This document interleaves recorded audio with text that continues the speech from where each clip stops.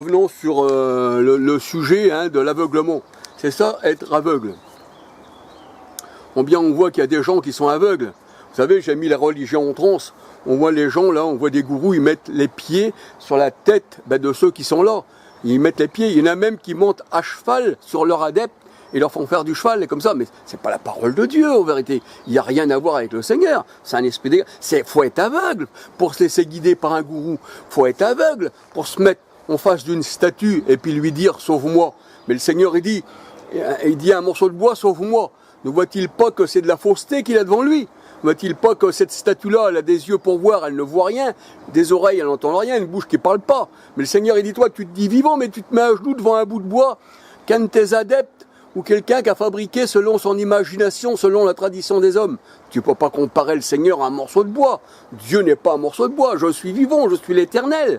Voyez-vous, comme il y en a qui vont vers les morts, comme dans les églises catholiques, voyez-vous, enfin les églises, les bâtiments catholiques, je veux dire. Mais c'est secte, parce que ça c'est des sectes. Eh bien, leur bâtiment, c'est bâti sur les morts. Et les gens ne voient pas qu'ils sont dans les morts, comme la Sainte Marie de la Mer. Il y en a beaucoup qui vont au Sainte Marie de la Mer, ils portent Sarah la Noire, mais Sarah la Noire, la statue, on l'a peint en noir, on y a mis un vêtement. Il y a même une statue, là, je sais pas, dans une église catholique qui est tombée par terre. J'avais vu ça l'autre jour sur YouTube et tous les gens étaient en émoi, elle est tombée, c'est fini. Donc si cette statue, elle prend pas soin d'elle-même, comment qu'elle peut prendre soin de vous? Le Seigneur il dit ça a été fait selon l'homme. Et quand vous allez à Lourdes, eh bien, on est vraiment aveugle. Pourquoi? Parce que Dieu nous a pas donné la lumière, mais si nous avons la lumière, on va voir que ça a été fait et en industrie, ça a été fait en usine, ça a été fait pour gagner de l'argent, ça a été fait pour tromper par des gens qui ne croient pas au Seigneur, qui citent leur nom, mais que leur cœur est éloigné et que leur cœur est dans les ténèbres. Alors que le Seigneur il dit, eh bien, jette-moi tout ça, tu leur diras à ces statues, à ces idoles, hors d'ici, hors de ma vue. Et le Seigneur il dit même s'ils ont de l'or sur elles, ces idoles, eh bien, tu ne prendras pas de leur or, mais tu les mettras au loin. Un peu comme le veau d'or que Moïse il a rendu en poudre et puis qu'il a fait boire aux Hébreux. Voyez-vous? Il a mélangé je ne sais quoi avec de l'eau, c'est ça, mais il leur a fait boire. Eh bien, le Seigneur a dit, voici mon serviteur, celui qui m'appartient, celui que j'ai élu. Le Seigneur a dit, il ne marchera pas dans les ténèbres. Parce que je suis avec lui, parce que je l'éclaire. Parce que le Seigneur a dit, bien sûr qu'on est sauvé par grâce. Et je rends grâce au Seigneur. Maintenant, si j'étais sauvé par mes œuvres, je n'aurais pas besoin du Seigneur. Je dirais c'est mes œuvres qui m'ont sauvé. J'aurais écrit, ça ne serait même pas besoin de venir. Mais le Seigneur, il dit, je t'ai sauvé par grâce. Une grâce est une chose qu'on ne mérite pas. Et où? Parce que c'est vrai qu'on ne peut pas se sauver nous-mêmes. Mais le Seigneur, il dit, c'est moi qui t'ai formé dès ta naissance. Un peu comme Jérémie 1,5, pour que tu sois à mon service. Mais imaginez qu'un véritable enfant de Dieu, une élue ou un élu, serait envoyé pour parler du Seigneur, mais ce sera lui-même ténèbres. Ah ben là, il y aurait du monde qui l'écouterait, parce que tous les gens qui sont aussi dans les ténèbres pensent qu'on dit la vérité. Voyez-vous, quand on rentre quelque part et puis qu'on a un bandeau sur les yeux, on peut nous dire, je peux vous dire n'importe quoi, que le lieu est beau, que si c'est bien, mais ça tombe, il y a peut-être une potence qui vous attend, peut-être qu'il y a un précipice que je vais vous pousser dedans, mais vous écoutez ma parole, mais vous vous fiez en moi, eh bien là vous allez tomber. Eh bien c'est ça, c'est pour ça que les gens se fient à des gourous, mais ils leur donnent, eh bien, toute confiance. Jérémie 17,5 nous dit « Malheur à l'homme qui se confie dans l'homme, mais heureux celui qui se confie dans l'Éternel. » C'est ça, heureux celui qui se confie, eh bien, dans ma lumière. Hein? Et même la parole de Dieu, mais je ne me rappelle plus qui c'est qui disait, mais Éternel, éclaire mes ténèbres. Éternel, éclaire mes ténèbres. Mais le Seigneur, il ne donne pas la lumière du soleil, parce que ça, le soleil, c'est les adorateurs du soleil. Deutéronome 4,19, que l'Éternel a donné en partage à toutes les nations.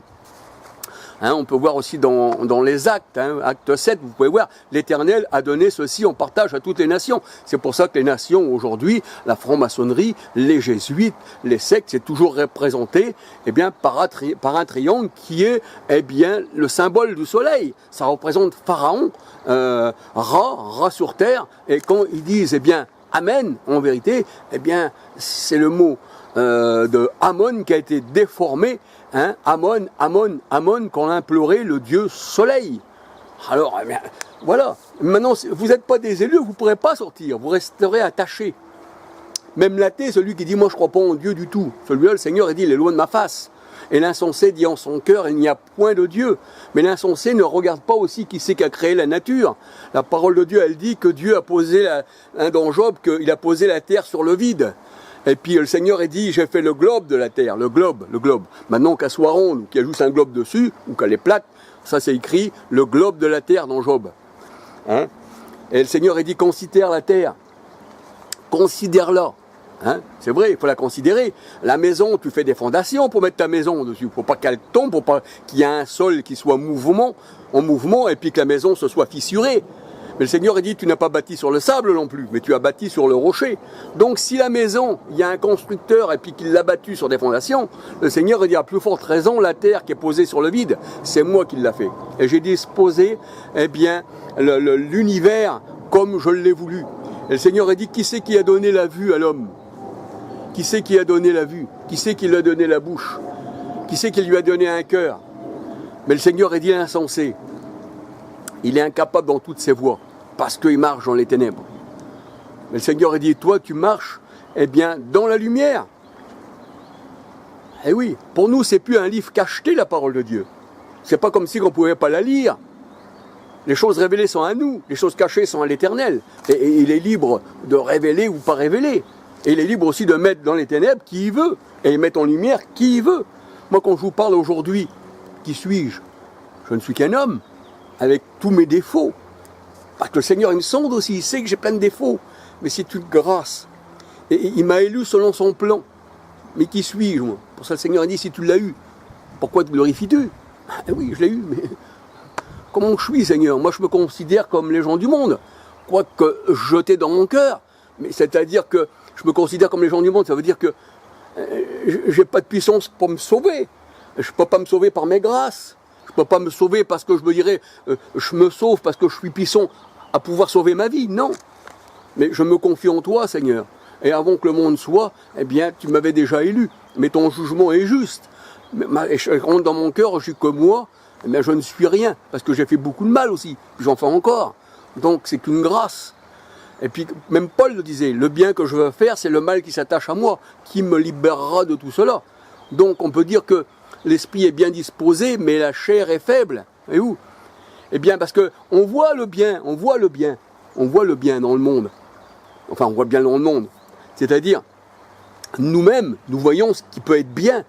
Le monde ne voit rien du tout, non, c'est pas ça que je veux dire. Parce que le monde entier est sous la puissance des ténèbres, du malin. Jean 5, 19, 20.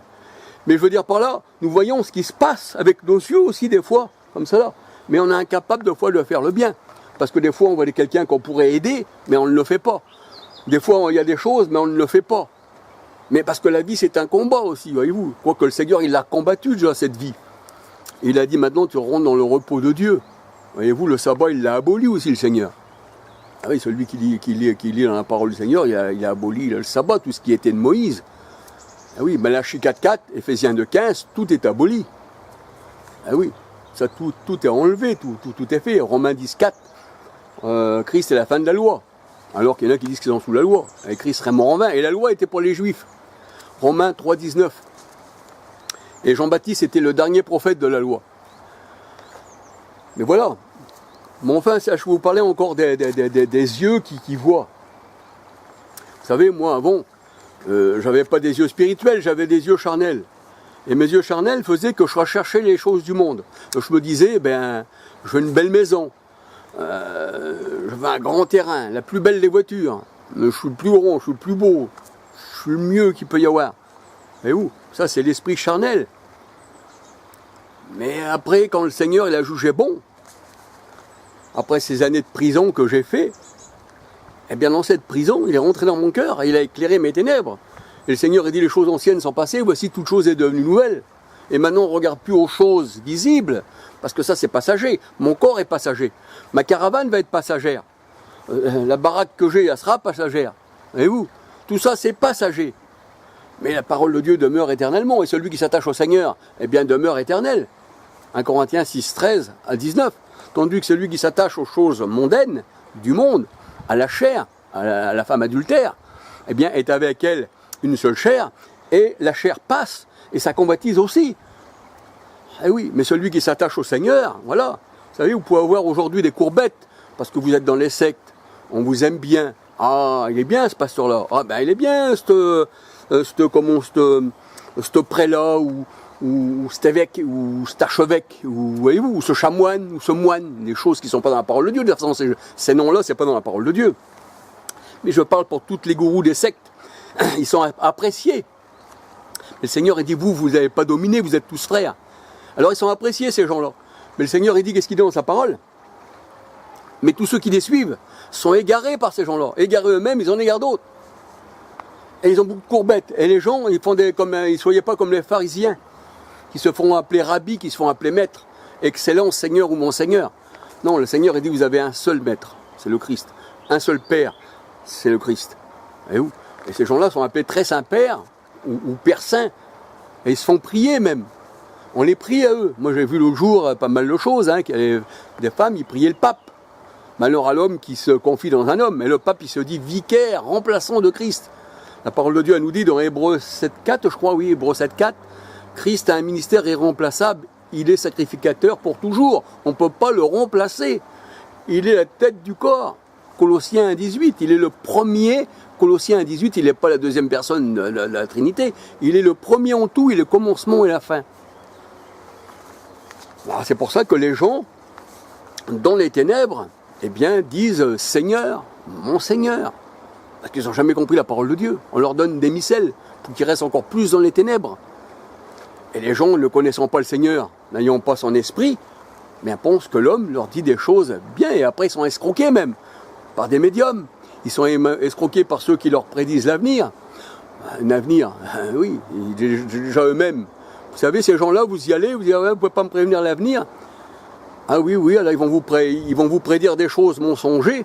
Et quand vous allez partir, vous ne leur donnez pas d'argent. Ils vont vous dire, mais faut payer. Ben, j'ai pas d'argent. Ah, comment ça? Ben, tu aurais dû le savoir. Puisque tu prédisais l'avenir, tu dis que tu sais tout. Tu devrais savoir si j'avais de l'argent sur moi ou pas. Voyez-vous, ces gens-là, c'est carrément de la folie. De les suivre, ça allait à la mort. Mais si vous n'êtes pas élu, vous ne pourrez pas comprendre. On ne parle qu'aux élus. Parce que tous ceux qui étaient destinés à la vie éternelle, la parole de Dieu nous dit, dans Acte 13.48, crurent à la parole du Seigneur. Mais ça ne veut pas dire que tout le monde va croire dans le monde. Quand Jésus est venu, il y en a qui l'ont attaché, il y en a qui l'ont crucifié, ils ont mis le coup de lance. Il faut que cet homme meure. Ça ne veut pas dire que tout le monde a accepté le Seigneur. Il est venu chez les siens l'ont rejeté. Pourtant, ses disciples, les apôtres, c'était des Juifs. Mais la majorité l'a rejeté. La majorité, c'était les ténèbres. La lumière est venue chez les siens, mais les ténèbres ne l'ont pas reçue. Alors aujourd'hui, quand je vous parle encore aujourd'hui, parce qu'il est bon de parler du Seigneur, eh bien, c'est sûr et certain que si vous êtes destiné à la vie éternelle, vous comprendrez les choses de Dieu, homme ou femme, parce qu'il n'y a pas de distinction. Galates 3, 27, 28, il n'y a en Christ, il n'y a plus ni homme, ni femme, ni grec, ni juif. Nous sommes tous un. Voyez-vous ? Si ça, nous sommes tous un, si on dit que la femme n'appartient pas non plus au Seigneur, eh bien, enlevez du corps du Christ la femme, et il manquera, eh bien, les membres du corps du Christ, eh bien, dans son Église. Parce que le Seigneur a dit, vous êtes tous les membres du corps du Christ, chacun pour sa part. Galates 3, 27, 28, il n'y a plus ni grec, ni juif, ni homme, ni femme. Vous êtes tous un en Jésus-Christ. Et si vous êtes un en Jésus-Christ, alors vous êtes les fils d'Abraham. Mais on n'est pas les fils des religions qui sortent de Rome, qui sortent d'Italie, d'un Constantin, tout ça. On a été greffé sur l'olivier naturel d'Israël. On a été greffé sur les racines qui sont saintes. Et vous savez, l'arbre de vie, qui est Christ, c'est un arbre, on peut dire, qui descend du ciel, qui vient de la Nouvelle Jérusalem. C'est ce qu'il dit le Seigneur. Je lui donnerai dans l'arbre de vie. Mais on a déjà cet arbre de vie, sinon on serait mort. On est passé de la mort à la vie. Parce que l'Apocalypse, c'est un livre accompli. C'est accompli, l'Apocalypse. Ça, je peux vous donner tous les versets qui vous disent que c'est accompli. D'ailleurs, dans l'Apocalypse, on voit que le Seigneur Jésus, il dit, eh bien, qu'il lui donnera à celui qui vaincra de l'eau de la vie éternelle. Et dans Jean, dans Jean 12, je crois, Jean 12, oui, Jean 12 ou Jean 7, je ne me rappelle plus, eh bien, il dit que celui qui a soif vienne à moi et je lui donnerai de l'eau de la vie qui jaillira jusqu'à dans la vie éternelle. Et là, l'eau de la vie, et il parlait de ceci, de l'Esprit Saint que devaient recevoir ceux qui croiraient en lui. Voyez-vous, et le Saint-Esprit, on l'a, sinon, il ne parlerait pas qu'on a reçu cette eau. Et l'Apocalypse, elle dit qu'on doit la recevoir, on ne l'a pas encore reçue, voyez-vous. Et il y a beaucoup de choses comme ça, beaucoup. Donc ça, les aveugles ne voient pas ça. Les aveugles ne voient pas ça. Mais le Seigneur a dit à vous, ça vous est donné de connaître. Donc voilà. Je vais vous parler un petit peu avec vous encore de la parole du Seigneur. Ça, c'est sûr et certain que je dois en agacer quelques-uns, puis quelques autres, non. Mais enfin, il est quand même bon.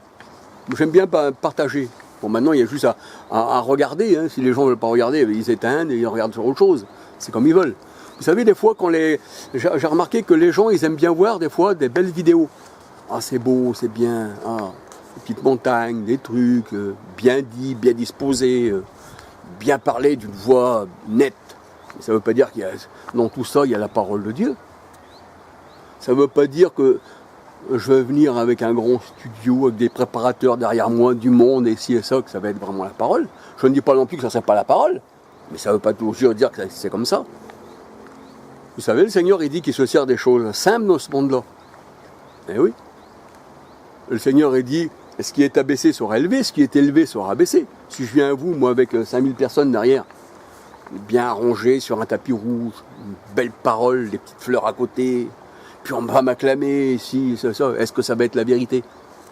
La vérité se trouve dans la vérité. Jésus dit, je suis le chemin, la vérité et la vie. Et la vérité ne se trouve pas dans un homme, elle se trouve dans le Seigneur. Quoique je vienne à vous, même en habit, voilà. Le Seigneur, il dit, il y avait un homme, il avait de beaux habits. Ah oui, celui-ci, vous l'avez bien reçu. Le Seigneur a dit, l'autre, il avait un habit qui n'était rien. Mais là, vous l'avez rejeté. Et le Seigneur, il dit, moi, je suis venu, je ne savais pas où mettre ma tête. Le Seigneur, il est venu dans une étable, parce qu'il n'y avait rien pour l'accueillir. Et pour finir, on l'a mis sur une croix. Et vous, il n'est pas venu dans un éclat. S'il est venu dans un éclat, parce qu'il était la lumière. Mais il s'est rendu semblable aux hommes. Et le Seigneur a dit, voilà, vous savez que c'est le cœur de l'homme qui s'élève. C'est ça l'orgueil. Plus haut tu t'élèves, plus haut c'est la chute. Tu n'as pas lieu de t'élever, c'est le Seigneur qui abaisse, qui élève, qui rend pauvre, qui rend riche. 1 Samuel 2, 6, 7, 8. C'est lui qui fait tout. Et l'homme, eh bien, il agit comme le Seigneur veut. L'arbre, il est planté, il donne du fruit, mais l'arbre, il n'a pas dit, moi, je voulais être un pommier, si c'est un prunier. Il donnera des prunes. Il acceptera ce qu'il est. Mais il ne peut pas se grandir en disant qu'il est un cèdre du Liban. Ah oui, ou qu'il est un olivier. Il accepte sa situation. L'un a reçu beaucoup, l'autre a reçu peu. Le Seigneur a dit, pourquoi? Alors, en ce moment-là, que tu dis que tu as reçu peu, il t'est revenu ce que j'ai trouvé bon de te donner. Parce que c'est moi qui juge. Maintenant, le Seigneur, il donne dans les cœurs ce qu'il veut. Et gloire à son nom. Gloire à son saint nom. Alors voilà, hein, j'ai parlé un petit peu avec vous, encore aujourd'hui, de la part du Seigneur. Voyez-vous que quand le Seigneur il est venu, c'était pas la fin du monde. Si, c'était la fin du monde. C'était plutôt la fin d'un système, mais aussi que ce monde-là va à sa perte, parce que la terre eh bien, se consume de jour en jour. On voit que les animaux disparaissent, on voit que les abeilles disparaissent, on voit que c'est l'anarchie complète, on voit que les sectes, la franc-maçonnerie, tout ça, ça prend le dessus, tout ça. C'est un truc de fou, c'est vrai. Mais ça, c'était déjà dit il y a 2000 ans. Le Seigneur, quand il parle de la fin des temps, ben dans Acte 2, 16, 17, 18, qui répondra son esprit à la fin des temps. Vous savez, l'autre jour, j'ai vu un homme qui parlait à un homme. Il ne faut pas le juger, cet homme-là, hein, parce qu'il a du bon aussi, hein, quand même. Mais il a du mauvais. Le Seigneur dit, retenez ce qui est bon. Mais là, cet homme-là disait que Dieu répondra de son esprit qui dit à la fin des temps. Et on arrive dans la fin des temps. Et il dit aussi que l'évangile sera dit à la fin des temps. Mais oui, dans un sens, il a raison. Mais dans un sens, il a tort, selon ce qu'il pense. Parce que la fin des temps, c'était au temps du Christ. Dans les derniers temps, à la fin des temps, dit Dieu, je répondrai de mon esprit. Et on voit que tous les disciples, eh bien, ils ont évangélisé le monde entier au temps du Christ. 1 Timothée 3,16. Christ a été prêché dans le monde, cru aux nations et élevé dans la gloire. C'est là qu'il a été élevé dans la gloire. C'est plus notre gloire à venir, il a été élevé dans la gloire. Et cet homme-là, il disait qu'à la fin des temps, mais pour lui, la fin des temps, c'était un temps à venir, que Dieu répondrait de son esprit. Donc, j'aurais pu y parler à cet homme. Ça veut dire qu'il n'y a pas le Saint-Esprit, parce qu'on n'est pas encore à la fin des temps pour lui. Alors que la fin des temps, c'était à la Pentecôte. Donc moi, j'ai l'Esprit Saint. Pourquoi? Parce que le Seigneur, il l'a déjà fait à la fin des temps. Et on voit que tous ceux qui ont cru au Seigneur étaient remplis après du Saint-Esprit. Mais à partir de la fin des temps, qui était le temps du Christ. Même Paul le disait. Nous qui sommes parvenus à la fin des temps. Et oui. Et Hébreux 1, verset 1, 2, 3, la parole de Dieu nous dit, autrefois Dieu avait parlé aux prophètes, avait parlé par les prophètes, mais dans la fin des temps, Dieu parlait par le Fils. 1 Pierre 1, 19 nous dit, Christ a été manifesté au commencement du monde, mais il a été manifesté à la fin des temps. Et c'est ça la fin des temps. Donc si j'attends la fin des temps, je n'ai pas l'Esprit Saint. Puisque c'est à venir. Alors qu'à la fin des temps, il y a 2000 ans en arrière. Et vous, je répète tout ça encore. Hein. Je répète tout ça dans mes vidéos. Mais c'est parce que j'ai à cœur de le répéter à chaque fois. Je ne sais pas pourquoi, c'est Dieu qui fait les choses. Parce que l'homme dit, cet homme-là, il est fou. Il se répète. Je fais ce que l'Esprit Saint me dit de dire, c'est tout. Voilà. Eh bien, gloire au Seigneur. Et vous, aujourd'hui, il fait du soleil dehors. Et là, nous voyons la lumière artificielle de dehors. Ça, c'est la lumière artificielle. Le soleil, c'est une lumière artificielle. C'est comme si vous preniez une pile et puis vous vous allumez. Ça, c'est artificiel. Mais la lumière du Seigneur, c'est une lumière, spirituelle. La lumière artificielle ne peut pas éclairer notre intérieur.